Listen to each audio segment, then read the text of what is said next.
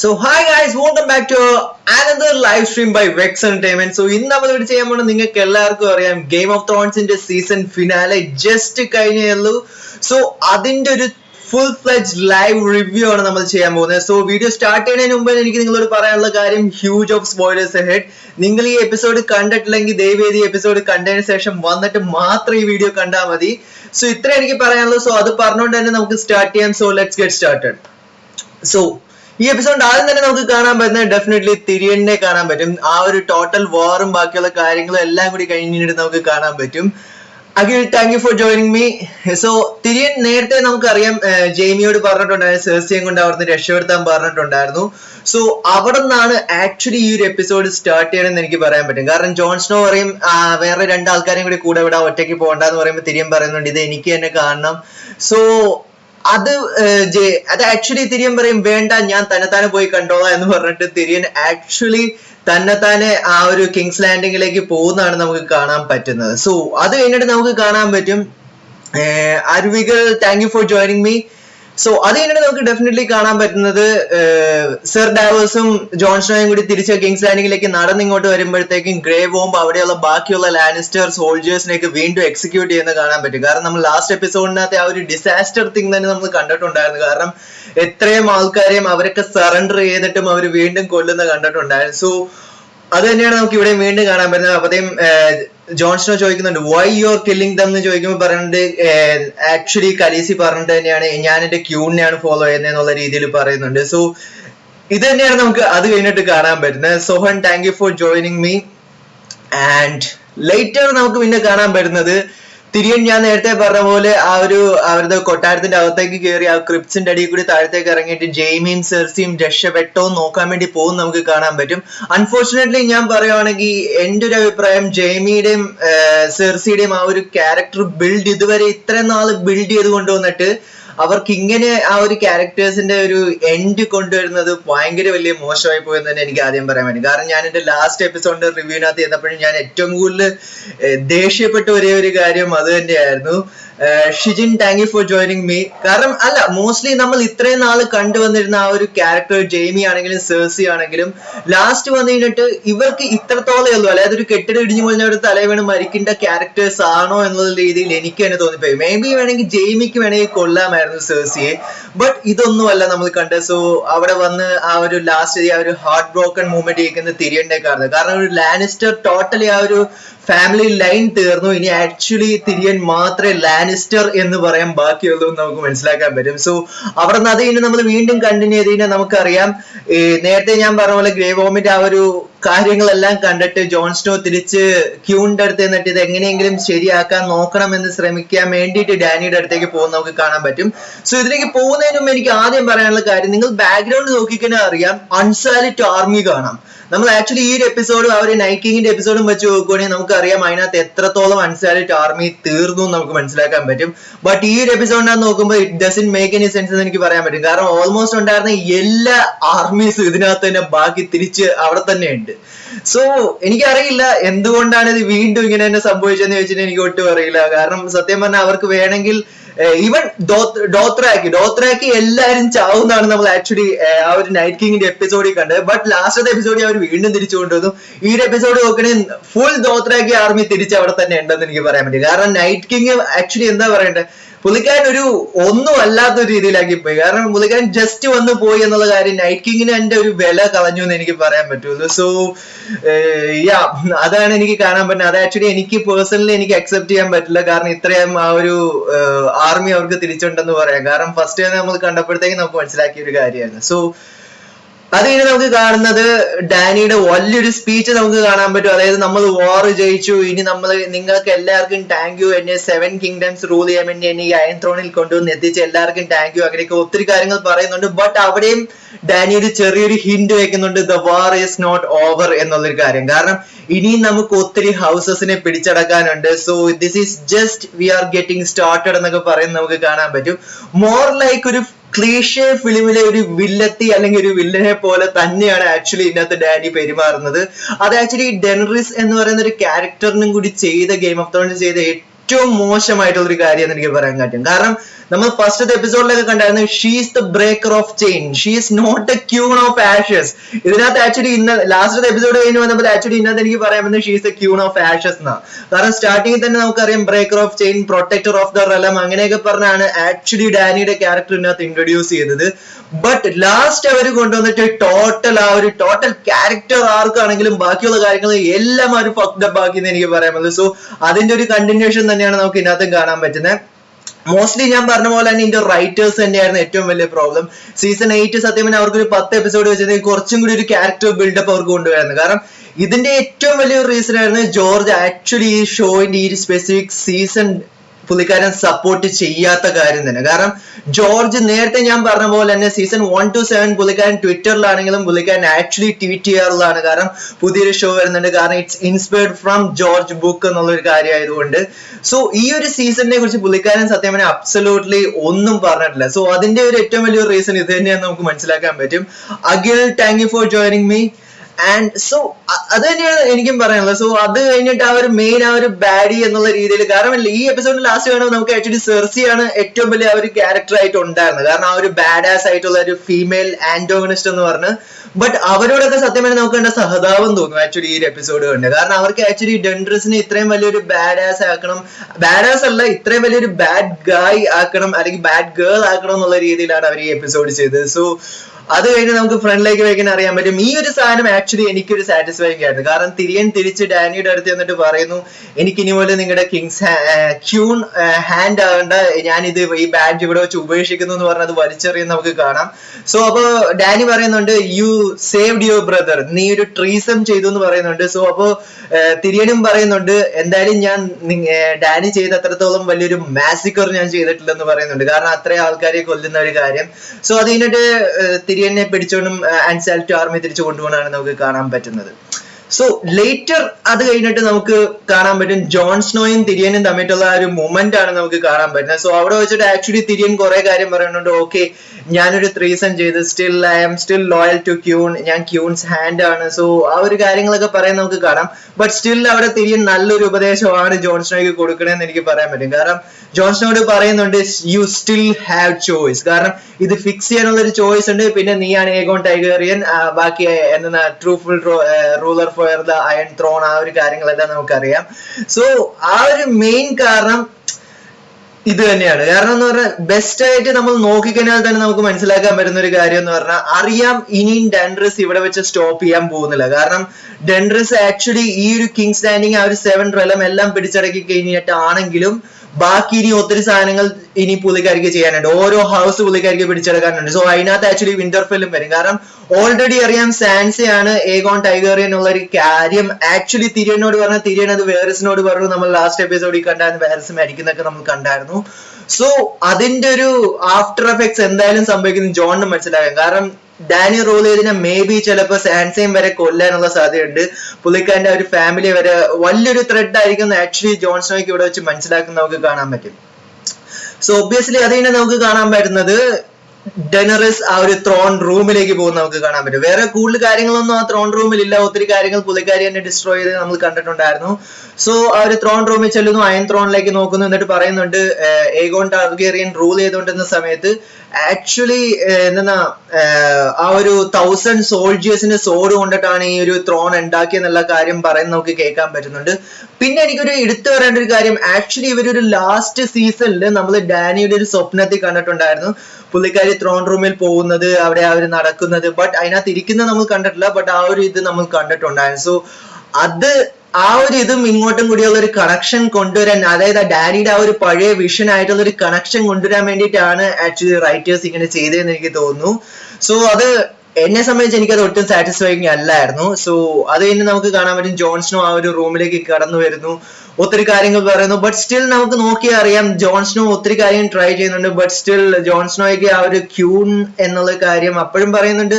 Dani പറയുന്നുണ്ട് നമുക്ക് role ചെയ്യാം, ബാക്കിയുള്ള കാര്യങ്ങൾ ചെയ്യാം, അങ്ങനെയൊക്കെ ഒത്തിരി കാര്യങ്ങൾ പറയാൻ നമുക്ക് കാണാൻ പറ്റും. ബട്ട് അൺഫോർച്ചുനേറ്റ്ലി ലാസ്റ്റ് നമുക്ക് ഇത് കഴിഞ്ഞ് കാണാൻ പറ്റുന്ന John Snow did the right thing. But actually അതൊരു സാറ്റിസ്ഫൈങ് അല്ല. കുറച്ചും കൂടി ഇപ്പൊ ഒത്തിരി ആൾക്കാർ പറയും ഇത് ആക്ച്വലി പ്രഡിക്റ്റബിൾ അല്ല. ഗെയിം ഓഫ് ത്രോൺസ് എന്ന് പറയുന്ന ഒരു ഷോ എന്ന് പറയുന്നത് തന്നെ അൺഎക്സ്പെക്ടഡ് ആയിട്ടുള്ള ഒരു കാര്യങ്ങൾ ഉണ്ടാക്കുന്നതാണ് ഗെയിം ഓഫ് ത്രോൺസ് എന്ന് പറയുന്ന ഒരു ഷോ. ബട്ട് ഞാൻ ഇത്രയും ഒരു കാര്യം പറയുന്നത്, ജസ്റ്റ് തിങ്ക് ദിസ്, ആർക്ക് വേണമെങ്കിലും, അതായത് നമ്മൾ പ്രതീക്ഷിക്കാത്ത ഒരാളെ കൊണ്ട് വേറൊരാളെ കൊല്ലാം, അത് ആർക്കും ചെയ്യാൻ പറ്റുന്ന ഒരു കാര്യം. But game of Thrones so far season 7 വരെ നിന്നുകൊണ്ടിരുന്നത് ഓരോ ക്യാരക്ടർ ആർക്ക് അല്ലെങ്കിൽ ഓരോ ക്യാരക്ടേഴ്സിനെ ബിൽഡ് ചെയ്ത് വന്നിട്ട്, അപ്പൊ നമുക്കറിയാം ഓരോ ക്യാരക്ടേഴ്സിന്റെ ബാക്ക് സ്റ്റോറി അറിയാം. സോ അവർ ചെയ്യാൻ പറ്റാത്ത കാര്യം അങ്ങനെ കുറെ കാര്യം അങ്ങനെ വന്നിട്ട് അവർ ആ ഒരു നമ്മൾ വിചാരിക്കാത്ത ആ ഒരു ട്വിസ്റ്റ് സംഭവിക്കുന്നതായിരുന്നു so far Game of Thrones എന്ന് ഞാൻ കണ്ടതിൽ വെച്ച് എനിക്ക് മനസ്സിലാക്കിയിട്ടുള്ളത്. ബട്ട് സ്റ്റാർട്ട് ഈ ഒരു 8th സീസണിൽ വന്നപ്പോഴത്തേക്കും മൊത്തത്തില് ഞാൻ നേരത്തെ പറഞ്ഞ പോലെ ഒരു ബന്ധമില്ലാത്ത ആൾക്കാർ ഇത്, കാരണം അവർക്കൊരു അൺഎക്സ്പെക്ടഡ് ആയിട്ടുള്ള ഒരു കാര്യം കൊണ്ടുവരുന്നത്, അതായത് വ്യൂവേഴ്സോ ഇതിങ്ങനെ സംഭവിച്ചോ എന്നുള്ളൊരു കാര്യം മനസ്സിലാക്കിപ്പിക്കണം എന്നുള്ളൊരു ഒറ്റൊരു കാര്യം കൊണ്ട് തന്നെയാണ് ചെയ്തത്. ബട്ട് ഇത് ആക്ച്വലി ഓക്കെ ഫൈൻ, കാരണം എനിക്ക് ഊഹിക്കാമായിരുന്നു. കാരണം എന്തായാലും ഡാനി അവര് കൊല്ലുമെന്ന് തന്നെ ഞാൻ വിചാരിച്ചു. അത് ആക്ച്വലി ഞാൻ വിചാരിച്ച പോലെ തന്നെയായിരുന്നു സംഭവിച്ചത്. കാരണം തിരിയൻ അഡ്വൈസ് ചെയ്തു, ജോൺ സ്നോ അത് ചെയ്തു എന്ന് തന്നെ പറയാൻ പറ്റും. സോ ആഫ്റ്റർ ദാറ്റ് നമുക്ക് കാണാൻ പറ്റുന്നത് ആ ഒരു അയൺ ത്രോൺ ആക്ച്വലി ഡെൻഡ്രസിന്റെ ഡ്രാഗൺ വന്ന് ഡിസ്ട്രോയ് എന്ന് കാണാൻ പറ്റും. കാരണം ഇനി no more iron throne anymore. കാരണം മൊത്തം അയൺ ത്രോൺ ആക്ച്വലി ഡ്രാഗൺ വന്ന് ആക്ച്വലി മൊത്തത്തിൽ ഡിസ്ട്രോയ് ചെയ്യുന്നു. കാരണം ഇനി വല്ല കാരണം ഡാനി മരിച്ചു, ഡാനിക്ക് അതിനകത്ത് ആ ഒരു റൂൾ ചെയ്യണമെന്ന് ഒത്തിരി ആഗ്രഹം ഉണ്ടായിരുന്നു. സോ ഇനി അങ്ങനെ ആരും റൂൾ ചെയ്യേണ്ട എന്നുള്ള രീതിയിലായിരിക്കും മേ ബി ഡ്രാഗൺ ആ ചെയ്തത്. ജോൺ സ്നോ ഒന്നും ചെയ്യുന്നില്ല, ആ ഒരു ടോട്ടൽ ആ ഒരു ത്രോൺ മൊത്തത്തോടെ ഡിസ്ട്രോയ് ചെയ്യുന്ന നമുക്ക് കാണാൻ പറ്റും. സോ അത് കഴിഞ്ഞിട്ട് ഡാനിയുടെ ആ ഒരു ബോഡിയും എടുത്തോണ്ടും പോകുന്ന ഡ്രാഗനെയാണ് നമുക്ക് കാണാൻ പറ്റുന്നത്. സോ അവിടെ വെച്ചിട്ട് ആക്ച്വലി ഡ്രാഗന്റെ ആ ഒരു ക്യാരക്ടറും തീരും. കാരണം ലേറ്റസ്റ്റ് നമ്മൾ ആക്ച്വലി ഇതിന്റെ പ്രീക്വലും ബുക്ക് വെച്ച് നോക്കിയാൽ അറിയാൻ പറ്റും, അതായത് ആ ഒരു റൈഡേഴ്സ് ഇല്ലാത്ത കുറെ അധികം ഡ്രാഗൺസ് ഉണ്ട്. സോ അതിന്റെ കൂട്ടത്തിൽ ഒരു ഡ്രാഗൺ ആകുമായിരിക്കും ഇതെന്ന് എനിക്ക് തോന്നുന്നു. സോ ഡ്രാഗന്റെ ആ ഒരു കഥയും അവിടെ വെച്ച് തീരുന്നു. പിന്നെ അതിനകത്തൊരു റെഫറൻസ് ഉണ്ട്. പിന്നെ ഇത് കഴിഞ്ഞിട്ട് നമുക്ക് കാണാൻ പറ്റുന്നത് കുറെ വർഷങ്ങൾക്ക് ശേഷം, അല്ലെങ്കിൽ കുറെ വർഷമല്ല, കുറച്ച് മാസങ്ങൾക്ക് ശേഷമുള്ള കിങ്സ് ലാൻഡിംഗ് ആണ് നമുക്ക് കാണാൻ പറ്റുന്നത്. സോ അവിടെ തന്നെ നമുക്ക് ആക്ച്വലി ആദ്യം നമുക്ക് കാണുന്നത് തിരിയൻ ലാനിസ്റ്ററിനെയാണ്. ഗ്രേ വോമും അൺസാലിറ്റ് ആർമിയും അവരുടെ കിങ്ങിനെയും ഓൾറെഡി പ്രിസണർ ആയിരുന്നു. സോ ജോൺ സ്നോയെയും തിരിയനെയും ആക്ച്വലി അവിടെ ഒരു പ്രിസണർ ആക്കി വെച്ചേക്കും നമുക്ക് കാണാൻ പറ്റും. ആൻഡ് അവരുടെ എല്ലാവരുടെയും ബാക്കിയുള്ള ഓരോ ഹൗസസിന്റെ മെയിൻ റൂളേഴ്സ് തിരിച്ചു വന്നേക്കണം കാണാൻ പറ്റും. കാരണം അവർക്ക് ഇനി ഒരു ഡിസിഷൻ എടുക്കണം, ഈ പ്രിസണേഴ്സിനെ കൊണ്ട് ഇനി അവർക്ക് എന്ത് ചെയ്യാൻ പറ്റും, അല്ലെങ്കിൽ ഇനി എന്ത് നെക്സ്റ്റ്. കാരണം അവരെ റൂൾ ചെയ്യാൻ ആരെങ്കിലും ഒരാൾ വേണം, അതായത് ഈ 7 റെലത്തിനെ റൂൾ ചെയ്യാൻ ആരെങ്കിലും ഒരാൾ വേണം. സോ ഒരു ക്യൂൺ ഇല്ല, ഒരു കിങ് ഇല്ല.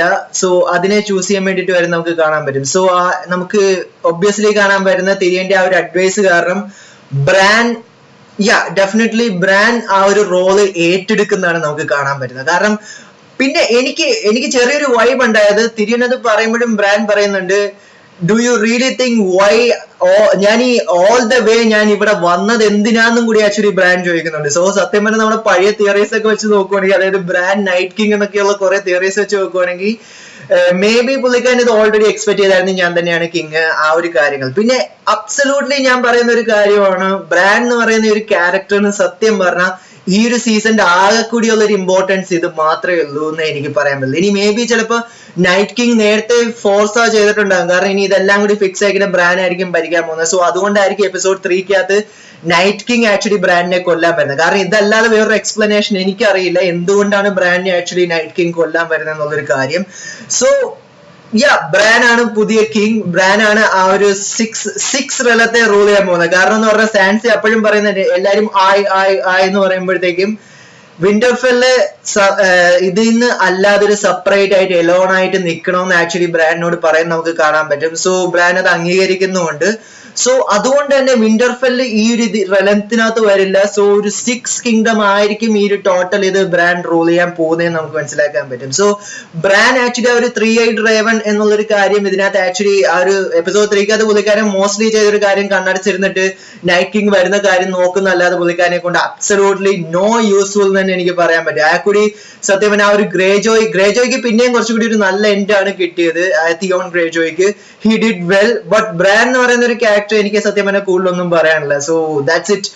ആൻഡ് ഇത് സാറ്റിസ്ഫൈങ് ആണോ എന്ന് വെച്ചാൽ ഇറ്റ്സ് ഫൈൻ, ഓക്കെ, അല്ലാതെ എനിക്ക് അതിനകത്ത് പ്രത്യേകിച്ച് ഒരു വേർഡ് എനിക്ക് പറയാനില്ല. കാരണം ഓൾറെഡി ഞാൻ ലാസ്റ്റ് എപ്പിസോഡ് കൊണ്ട് ഡിസപ്പോയിന്റഡ് ആണ്. So I am just going with the flow എന്ന് മാത്രമേ എനിക്ക് പറയാനുള്ളൂ. സോ അത് കഴിഞ്ഞിട്ട് നമുക്ക് ലെഫ്റ്റ് കാണാൻ പറ്റും എല്ലാവരും അംഗീകരിക്കുന്ന കാര്യങ്ങളൊക്കെ, അതായത് ബ്രാൻ ആണ് പുതിയൊരു king and bran the broken എന്നൊക്കെ പറഞ്ഞ് വിശേഷിപ്പിക്കുന്ന കാണാൻ പറ്റും. കാരണം നമുക്ക് ജെയ്മി ആ പൊക്കത്തുനിന്ന് ഫസ്റ്റ് എപ്പിസോഡിൽ താഴത്തേക്ക് തള്ളിയിട്ടിട്ട് കാലൊടിഞ്ഞു പോകുന്ന ബ്രാൻഡിനെയാണ് നമ്മൾ കാണുന്നത്. ബട്ട് ആക്ച്വലി ഒരു ഓക്കെ അവർക്ക് എങ്ങനെയെങ്കിലും ഒരു എൻഡ് ചെയ്യണം, സോ ഇങ്ങനെ തന്നെ എൻഡ് ചെയ്യിക്കാം എന്നുള്ളൊരു ആ എൻഡിലിങ്ങിലേക്കാണ് ആക്ച്വലി ഈ എപ്പിസോഡ് സോ ഫാർ പോയത്. സോ അത് കഴിഞ്ഞ് നമുക്ക് കാണാൻ പറ്റുന്നത്, അതായത് ജോൺസ്നോ ഓൾറെഡി ഡാനിയെ കൊന്നത് കൊണ്ട് തന്നെ, അതായത് എസ്പെഷ്യലി ഗ്രേവോം ആക്ച്വലി ഗ്രേവോന്റെ ഭാര്യയായിട്ട് അത് മിസാൻഡെ മരിച്ചതിന്റെ പേരിലാണ് ഇത്രയും പേരെ കൊന്നത്. ബട്ട് ആക്ച്വലി ഞാൻ പറയുവാണെങ്കിൽ ഗ്രേവോമിനെ കൊല്ലണമെന്ന് എനിക്കൊരു പേഴ്സണൽ ഒപ്പീനിയൻ ഉണ്ടായിരുന്നു. കാരണം ഒരു മിസാൻഡെ എന്ന് പറയുന്ന ഒരു വൈഫ് മരിച്ചു എന്ന് പറഞ്ഞിട്ട് ഇത്രയും ആൾക്കാരെ മാസിക്കർ ചെയ്യാനുള്ള ഒരു പവർ ആക്ച്വലി ഒരു ഗ്രേവോം എന്ന് പറയുന്ന ഒരു കമാൻഡറിനോ ഇല്ലെന്ന് തന്നെ എനിക്ക് പറയാൻ പറ്റുള്ളൂ. സോ ആ ഒരു കാര്യത്തിൽ ഞാൻ ഡിസപ്പോയിന്റഡ് ആണ്. ബട്ട് അത് കഴിഞ്ഞിട്ട് നമുക്കറിയാം പിന്നെ ജോൺസണോയുടെ കാര്യത്തിൽ definitely Sreerag and Mithun, thank you for joining me. And ജോൺസണോയുടെ എപ്പിസോഡിൽ നമുക്ക് അറിയാൻ പറ്റുന്ന ഒരു കാര്യമാണ്, അതായത് ജോൺസണോയെ അവിടെ നിന്ന് ആ ഒരു പ്രശ്നത്തിൽ നിന്ന് വിടാൻ ആക്ച്വലി എസ്പെഷ്യലി ഗ്രേബോമിന് താല്പര്യമില്ല. പിന്നെ അൻസാലിറ്റ് ആർമി ഒന്നും ഇത് സമ്മതിക്കില്ല, കാരണം ഡാനിയെ കൊന്നത് കൊണ്ടെന്ന് നമുക്ക് അറിയാൻ പറ്റും.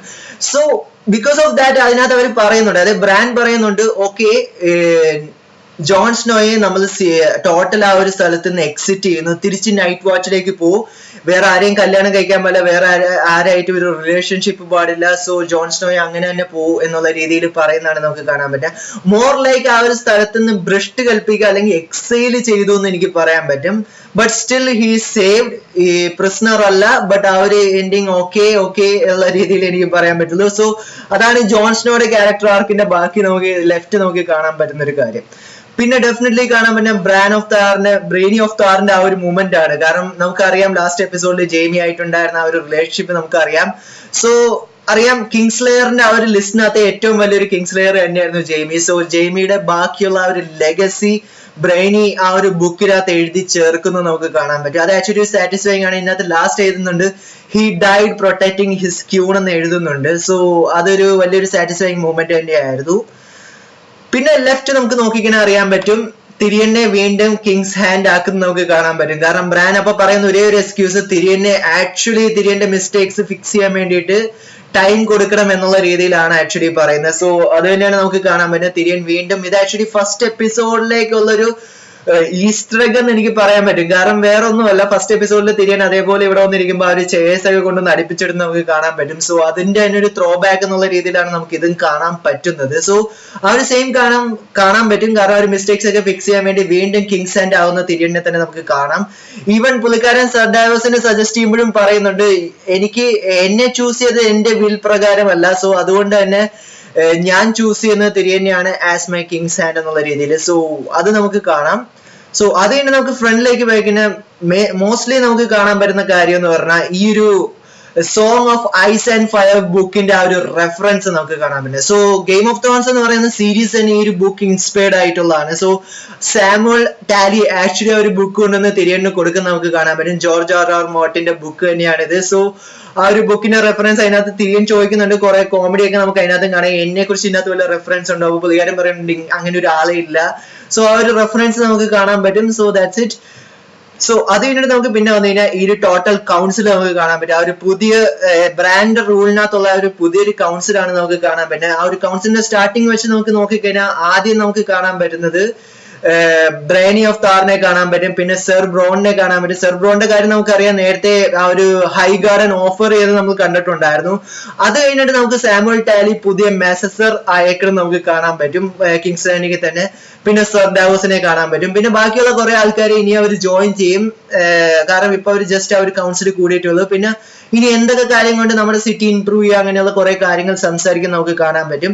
പിന്നെ സർ പോഡിക്ക് ആക്ച്വലി ബ്രാൻഡിനെ ഹെൽപ്പ് ചെയ്യുന്ന നമുക്ക് കാണാൻ പറ്റും. പോഡിക്ക് ആക്ച്വലി ബ്രാൻഡിന്റെ കൂടെ നിന്നിട്ട് ബ്രാൻഡ് നടക്കാൻ പറ്റാത്തത് കൊണ്ട് ബ്രാൻഡിനെ ഹെൽപ്പ് ചെയ്യുന്ന പോഡ്വിക്കിനെയാണ് നമുക്ക് ഇതിനകത്ത് കാണാൻ പറ്റുന്നത്. സോ അത് കഴിഞ്ഞാൽ നമ്മൾ പിന്നെ ഫ്രണ്ടിലേക്ക് പോയി കഴിഞ്ഞാൽ നൈറ്റ് വാച്ചിലേക്ക് തിരിച്ചെത്തുന്ന ജോൺസ്നോയെ കാണാൻ പറ്റും. സോ നൈറ്റ് വാച്ച് നമുക്കറിയാം my watch is currently starting, അങ്ങനെയൊക്കെയുള്ള കുറെ കാര്യങ്ങൾ നമുക്ക് സ്റ്റാർട്ടിങ് നമ്മൾ ഫസ്റ്റ് എപ്പിസോഡിൽ കണ്ടായിരുന്നു. സോ അതിന്റെ ഒരു ത്രോ ബാക്ക് ആയിട്ട് തന്നെയാണ് ഈ ഒരു എപ്പിസോഡ് എന്ന് എനിക്ക് പറയാൻ പറ്റും. കാരണം ആ ഒരു ഫസ്റ്റ് എപ്പിസോഡ് എവിടുന്ന് ജോൺസ്നോ സ്റ്റാർട്ട് ചെയ്തു അവിടുന്ന് തന്നെ ജോൺസ്നോയുടെ സ്റ്റോറി എൻഡ് ചെയ്യുന്നതാണ് നമുക്ക് കാണാൻ പറ്റുന്നത്.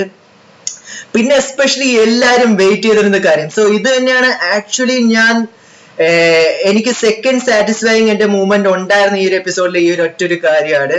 Jasal and Nijo, thank you for joining me. അതായത് ലാസ്റ്റത്തെ എപ്പിസോഡിൽ നമ്മൾ ജോൺ സ്നോ കിങ്സ് ലാൻഡിലേക്ക് പോകുന്നതിന് മുമ്പ് ഗോസ്റ്റിനെ മൈൻഡ് ചെയ്യാതെ പോകുന്നതാണ് നമ്മൾ കണ്ടിരുന്നത്. സോ എല്ലാവരും പറയുന്നത് അതായത് ഗോസ്റ്റ് ഇത്രയും നാള് ജോൺസ്നോയുടെ കൂടെ വന്നിട്ട് ജോൺസ്നോ ജസ്റ്റ് ടോർമെന്റിനോട് പറയും നിങ്ങൾ എല്ലാരും കൂടി തിരിച്ച് നൈറ്റ് വാച്ചിലേക്ക് പോക്കോ, ആ ഒരു ഫ്രീ ഫോക്കിന്റെ കൂടെ പോക്കോ എന്ന് പറയുന്നത് കണ്ടിട്ടുണ്ടായിരുന്നു. സോ ആ ഒരു ഗോസ്റ്റ് ആ ഒരു വാറിന്റെ ഇതൊക്കെ കഴിഞ്ഞിട്ട് പുള്ളിക്കാരനെ ഒരു പെറ്റ് പോലും ചെയ്യാതെ പോകുന്ന ജോൺസ്നോയെ നമുക്ക് കാണാൻ പറ്റുന്നത്. സോ ഡെഫിനറ്റ്ലി ഈ എപ്പിസോഡിനകത്ത് ഗോസ്റ്റിന്റെ അടുത്ത് തിരിച്ചു ചെല്ലുന്നു, ജോൺസ്നോ ഗോസ്റ്റിനെ പെറ്റ് ചെയ്യുന്നു എന്നുള്ള കാര്യം നമുക്ക് കാണാൻ പറ്റും. സോ അത് ആസ് എ ഫാൻ എനിക്കൊരു സാറ്റിസ്ഫൈങ് മൂവ്മെന്റ് ആയിരുന്നു.